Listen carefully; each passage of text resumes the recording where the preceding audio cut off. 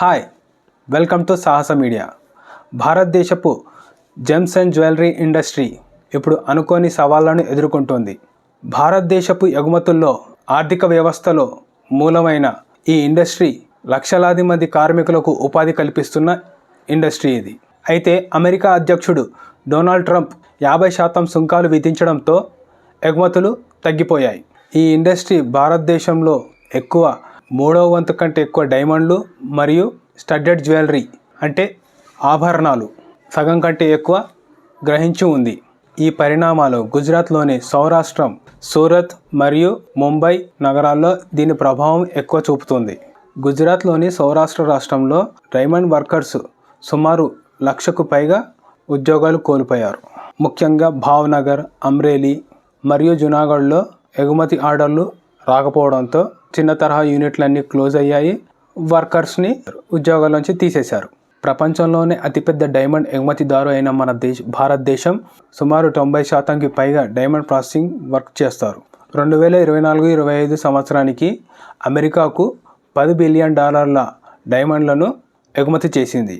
అయితే దీంట్లో cuts and polishing diamonds చేస్తారు. పరిశ్రమ నాయకులు భారత ప్రభుత్వానికి ఎంత తొందరగా అయితే అంత తొందరగా వాణిజ్యపరమైన చర్చలను వేగవంతం చేసి ఈ ఇబ్బందుల నుంచి గట్టెక్కించాలని కోరుతున్నారు.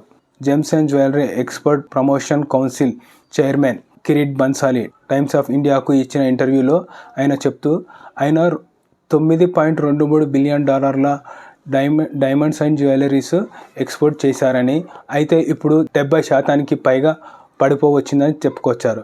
అంటే $2.3 బిలియన్ పడిపోవచ్చింది. ఈ రంగం గమ్యస్థానాలకు వైవిధ్యపరచడానికి మరియు పోటీతత్వాన్ని కొనసాగించడానికి ప్రయత్నిస్తుంది. అయితే తక్షణ పరిస్థితులలో తయారీ కార్యకలాపాలు విదేశాలకు తరలించడం సులువైన కార్యక్రమం కాదని ఆయన అన్నారు.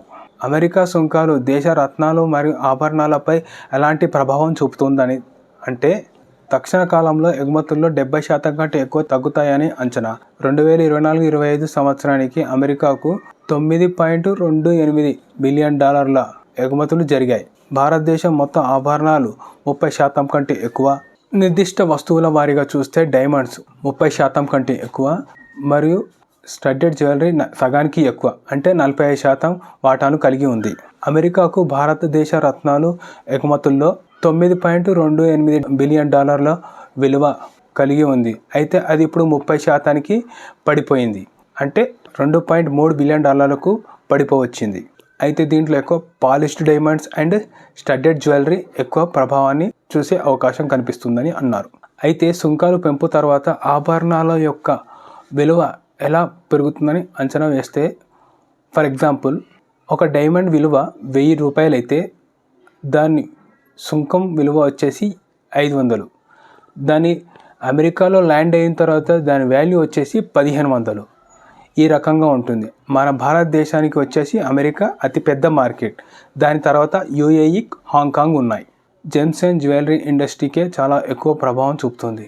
ఎందుకంటే diamonds, polished diamonds, cut diamonds and studded jewelleries వీటి మీద ప్రభావం ఎక్కువ చూపుతుంది. ముఖ్యంగా ఈ జెమ్స్ అండ్ జ్యువెలరీ ఇండస్ట్రీకి మీద ఆధారపడి బిజినెస్ చేస్తున్న రాష్ట్రాలు గుజరాత్లోని సూరత్ డైమండ్స్, మహారాష్ట్రలోని స్టడ్డెడ్ జ్యువెలరీస్ మరియు జైపూర్లోని జెమ్స్. అయితే వీటికి చాలా ప్రభావం చూపే అవకాశం ఉంది. ఎందుకంటే ఎక్స్పోర్ట్ ఆర్డర్లు లేవు. దీని కారణంగా చిన్న చిన్న యూనిట్లు మూతపడిపోతాయి. దాని ప్రభావం కార్మికుల మీద పడుతుంది.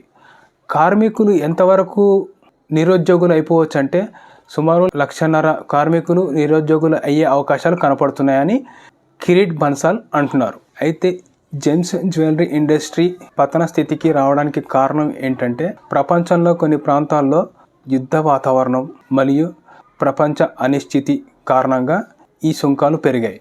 ఉదాహరణకు జియోపాలిటిక్స్, రష్యా నుంచి ఆయిల్స్ ఇంపోర్ట్ చేసుకుంటున్నామని చెప్పేసి అది మనసులో పెట్టుకొని ట్రంప్ మన మీద 50% సుంకాన్ని విధించాడు. ఇదొకటి.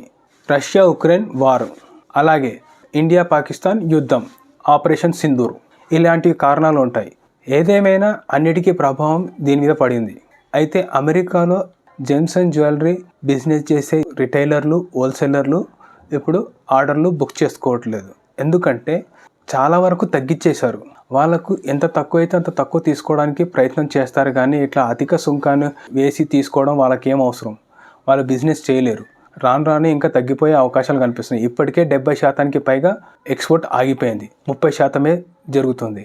ఇంకా తర్వాత ఎంతవరకు జరుగుతుందో తెలీదు. అయితే ట్రంప్ యొక్క టారిఫ్ను తగ్గించడానికి మన భారత ప్రభుత్వం ఎంత త్వరగా అయితే అంత త్వరగా ద్వైపాక్షిక చర్చలు జరపాలని gems and jewellery export promotional council chairperson Kirit Bansal కోరుతున్నారు.